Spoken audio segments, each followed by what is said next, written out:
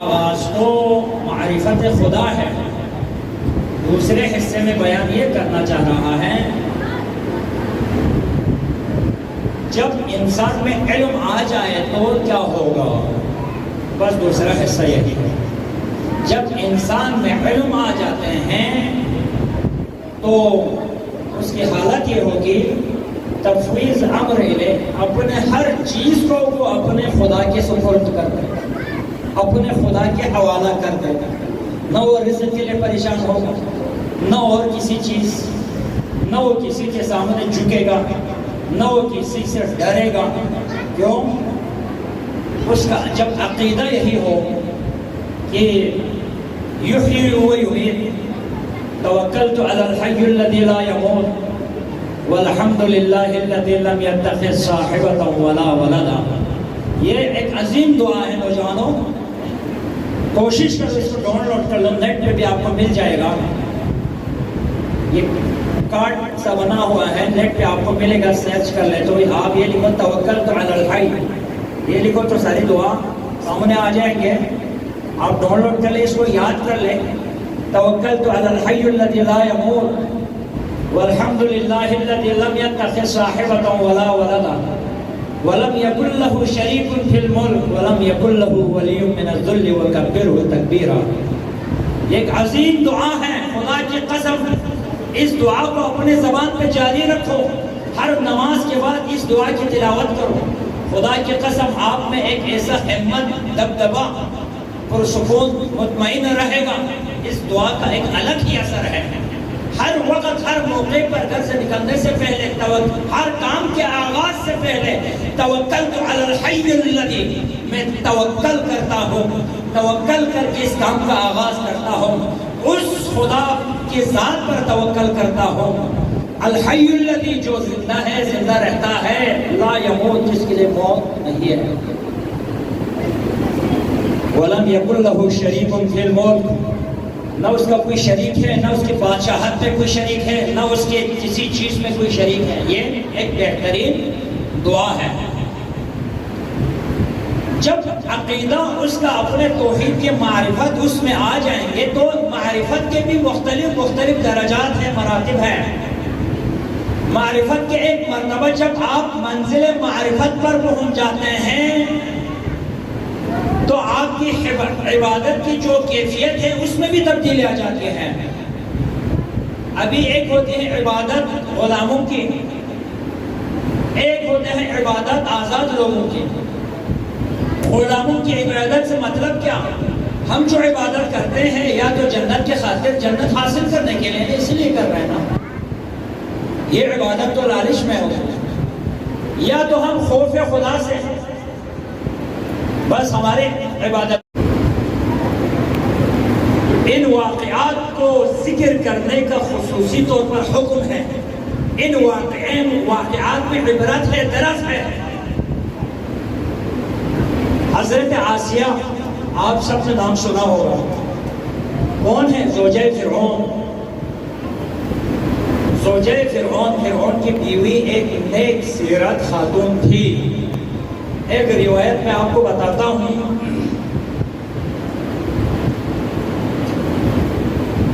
اس روایت کے مطابق قیامت کے دن جنت میں حضرت آسیہ جو کہ زوجہ فرعون تھی، وہ زوجہ بن جائے گی آخری پیغمبر کے، ہمارے محمد صلی اللہ علیہ وآلہ وسلم کی بیوی بن جائے گی جنت میں.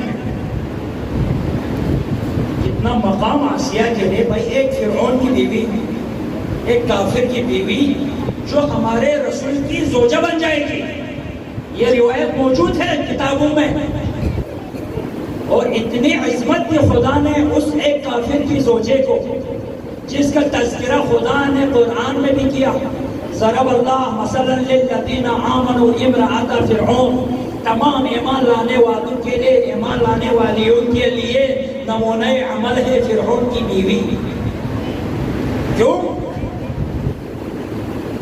آخر اس میں کیا ہے؟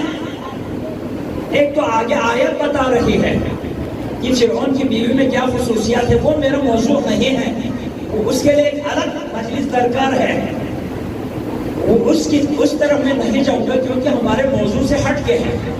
میں یہاں پہ ہمارے موضوع سے ریلیٹ ایک چھوٹا واقعے کی طرف میں آپ لوگوں کو لے کر جانا چاہتا ہوں. صلوات پر محمد و محمد.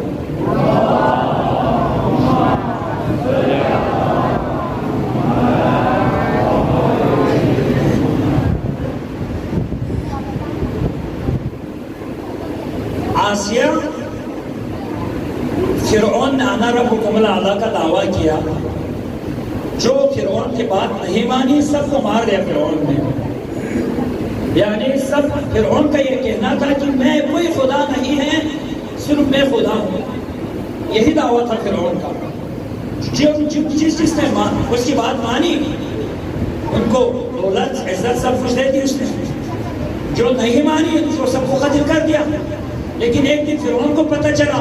کیسے پتہ چلا یہ بھی واقعہ طویل ہے, اس کو بھی میں نہیں بیان کرتا. خلاصہ پتہ چل گیا فرعون کو کہ میری بیوی آسیہ خدا واحد کو ماننے والی ہے, لا الہ الا اللہ کہنے والی ہے, خدا یکتا کے ماننے والی ہے, مجھے خدا کہنے والی نہیں. فرعون نے کافی سمجھانے میری نماز ان صلاتی و نسکی و محیائی, میری زندگی میری موت سب اس کے ہاتھ میں. میری زندگی موت کا فیصلہ اس کے ہاتھ میں ہے, اس کے ہاتھ میں ہے. عزت کا فیصلہ اس کے ہاتھ میں ہے. بھائی پھر دنیا کے لوگوں کو پرواہ کیوں کرتے ہو حق بات کہنے میں؟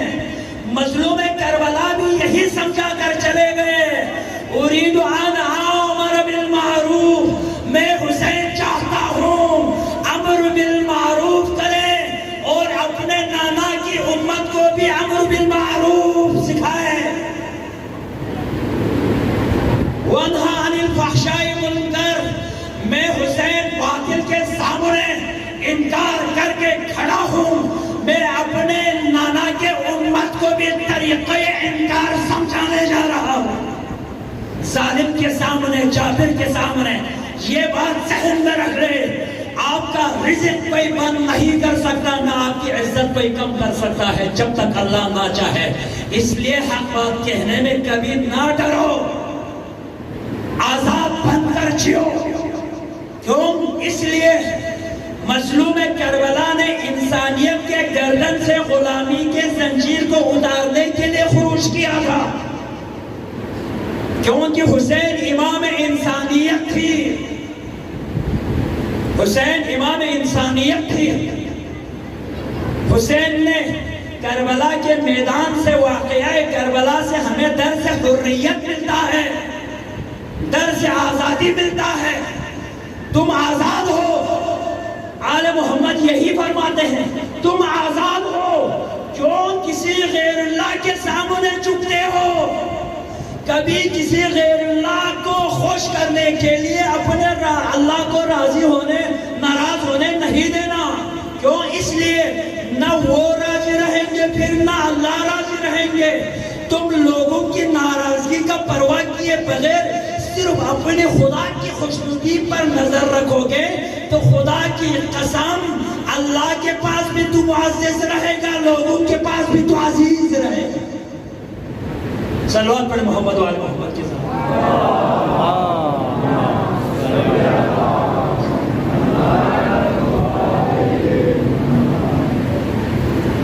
ایک اور جملہ, یہ روزہ مرہ کی باتیں ہیں بھائی. یہ ان صلاتی و نسکی ہم پڑھتے ہیں نا روز, اور ہمیں یہ نہیں پتا کہ ہم پڑھ کیا رہے ہیں, اس کا مطلب کیا ہے. یہی میں تو بتا رہا ہوں, کوئی نئی بات نہیں ہے. اس کے بعد سب سے زیادہ ہم کیا پڑھتے ہیں جب کوئی سنتا ہے کہ فلاں مومن انتقال کر گئے ہیں, انتقالت الی رحمت اللہ, تو ہم کیا پڑھتے ہیں فوراً انا للہ و انا الیہ راجعون. یہ تو پڑھ لیتے, پتہ نہیں ہم نے کتنی مرتبہ پڑھ لیا ہے. میں کہتا ہوں اگر ایک مرتبہ پڑھ لے معرفت کے ساتھ انا للہ و انا الیہ راجعون, تو میں سمجھتا ہوں کہ آپ کی بخشش پر یہ کنفرم ہے. بس سامعین محترم, کل میں نے عرض کیا تھا جب دل میں محبت خدا بھر جائے آپ کے, تو دنیا کے دولت بھی آپ کے نگاہوں میں حقیر نظر آئیں گے، دنیا کے شہرت کی بھی آپ کو پرواہ نہیں ہوں گے، اپنے جان کی بھی پرواہ نہیں ہوں گے۔ آپ اس مرحلے پہ آئیں گے کہ آپ غرق ہو جائیں گے اس خدا کی محبت میں۔ یہ کب ہوگا؟ جب آپ کے دل میں معرفت آ جائے۔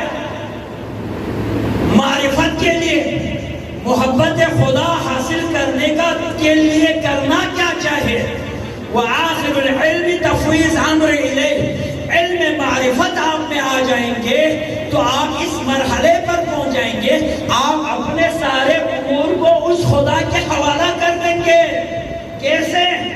آپ نماز پڑھتے ہیں، نماز باجماعت کے لیے تشریف لاتے ہیں یہاں پہ، ہمارے امام راتب کی صحت و سلامتی کے لیے بلندتر صلوات۔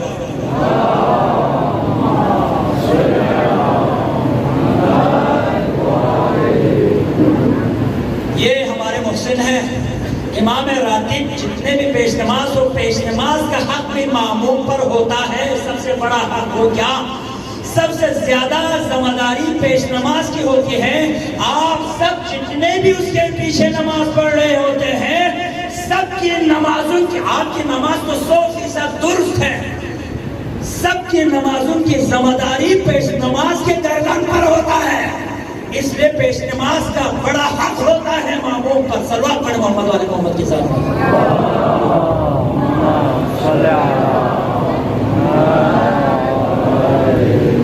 آپ بھی پڑھتے ہیں، علماء بھی پڑھتے ہیں، پیش نماز بھی پڑھتے ہیں۔ تکبیر سے پہلے کیا پڑھتے ہیں؟ ان صلاتی و نسکی و محیائی و مماتی للہ رب العالمین۔ یہ کب پڑھتے ہیں؟ اس کا مطلب کیا ہے؟ جب انسان کے دل میں معرفت خدا آ جائے، خدا کی محبت آ جائے، تو وہ للہیت کے منزل پر آ جاتے ہیں۔ جب للہیت کے منزل پر جب انسان فائز ہو جاتے ہیں تو وہ کیا کہنے لگتا ہے؟ وہ کہتا ہے ان الصلاۃ والنسک ومحیائی ومماتی، میرا جینا، میرا مرنا، میری نماز، میری عبادت، میرا اٹھنا،